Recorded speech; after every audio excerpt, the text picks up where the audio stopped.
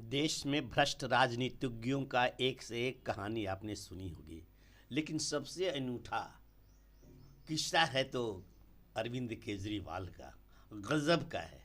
नमस्कार, मैं ज्ञानचंद प्रसाद मेहता, मेहता टॉक्स पर।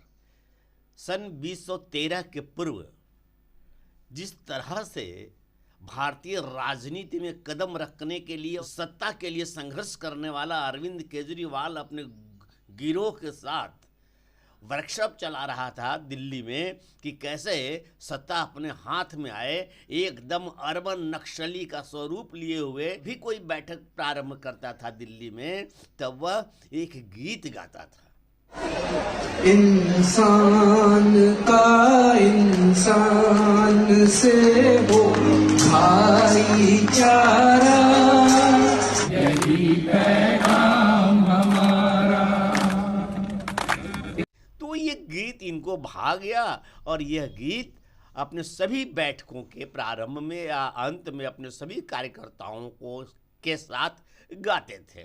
बाद में जब 2013 में इन्होंने शपथ ग्रहण किया मुख्यमंत्री के पद पर, दिल्ली अर्ध राज्य का दर्जा प्राप्त है। दिल्ली यूँ समझिए बहुत बड़ा नगर पालिका, बहुत बड़ा म्यूनसिपैलिटी का स्तर का चीज़ है।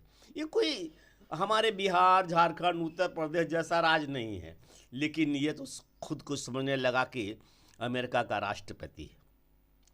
खैर, तो ये पकड़े गए भ्रष्टाचार में, और आज की स्थिति है कि आबकारी नीति का जो भी आबकारी में घोटाला हुआ है शराब के संदर्भ में, वो सबसे ज़्यादा मुख्य षड्यंत्रकारी का आरोप केजरीवाल पर ही है।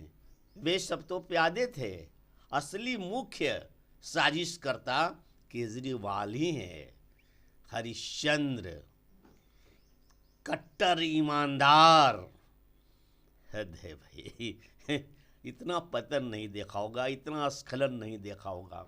अभी 23 तारीख मार्च की 9:15 बजा है।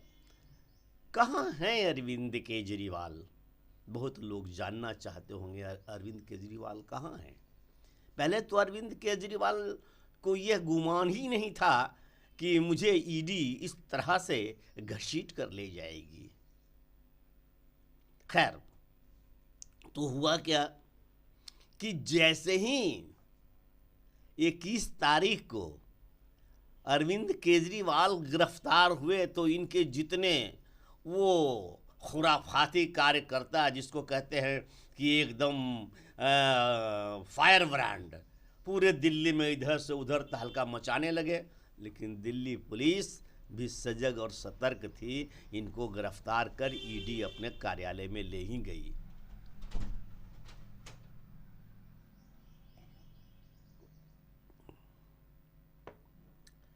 ईडी वाले भी इनको रातों रात पकड़कर अपने कार्यालय में ले ही गए।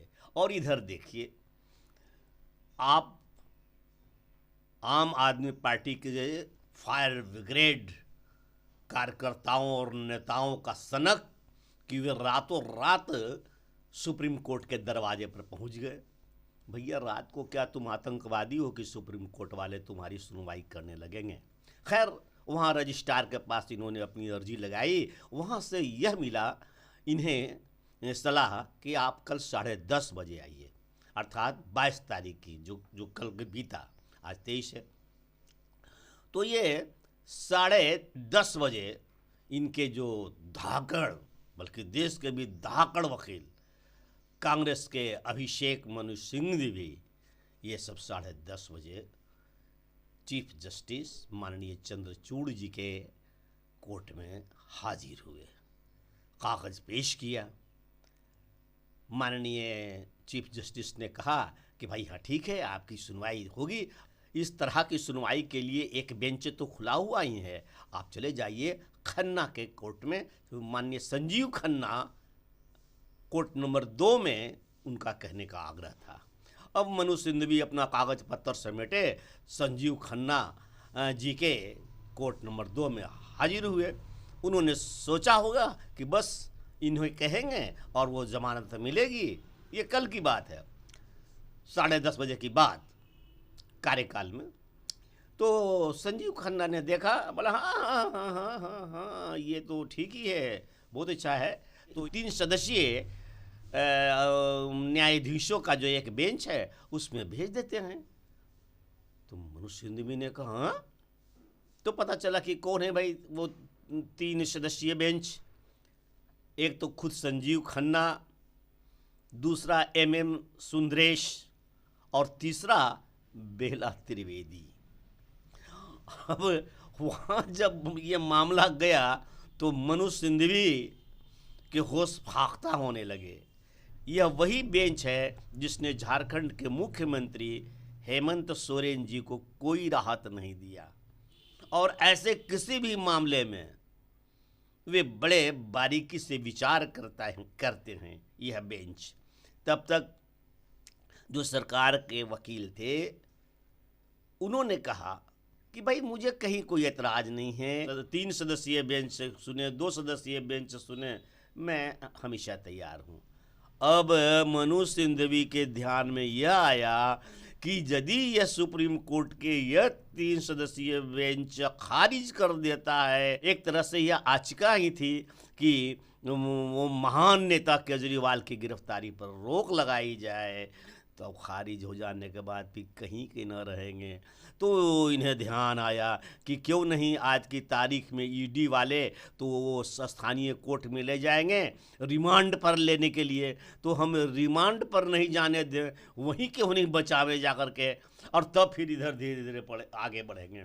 तो भैया मनोज सिंघवी जी, सुना है कि आप बहुत बड़े विधिवेता हैं, तो यह बात आपके ध्यान में पहले ही क्यों नहीं आई? गिरफ्तारी के आधे घंटे के बाद उसी 21 तारीख के रात से ही क्यों आप सबको बहला रहे हैं?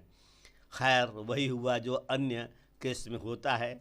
एक समान प्रक्रिया के तहत ईडी वालों ने अरविंद केजरीवाल को नियमानुसार वो एक स्थानीय कोर्ट में पेश करके रिमांड पर लेने की दरख्वास्त दी। तब उस कोर्ट ने कुछ बातें सुनी।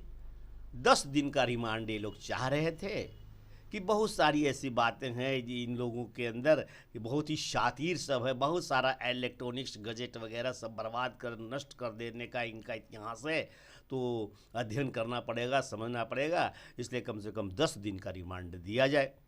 परंतु 7 दिन का रिमांड मिला और अब 28 तारीख को फिर ये उस कोर्ट में ईडी वाले इनको हाजिर करेंगे।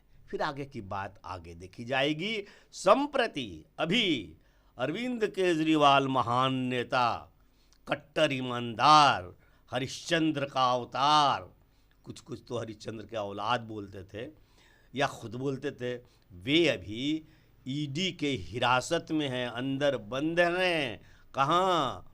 तो ईडी के जिम में। ईडी वालों ने उस रात एक गद्दा दे दिया था सोने के लिए और ओढ़ने के लिए एक कंबल पड़े। तो ये बुरे कार्य का बुरा नतीजा, जैसी करनी वैसी भरनी। आशा है आप या हमारे जो सामान्य व्यूअर्स हैं, ऑडियंस हैं, जो हमारी वीडियो को कभी देखते हैं, उनके लिए ये ताज़ा खबर। धन्यवाद। कृपया लाइक कर दीजिए, सब्सक्राइब कर दीजिए, बेल आइकन दबा दीजिए ताकि अगला आपको वीडियो मिले।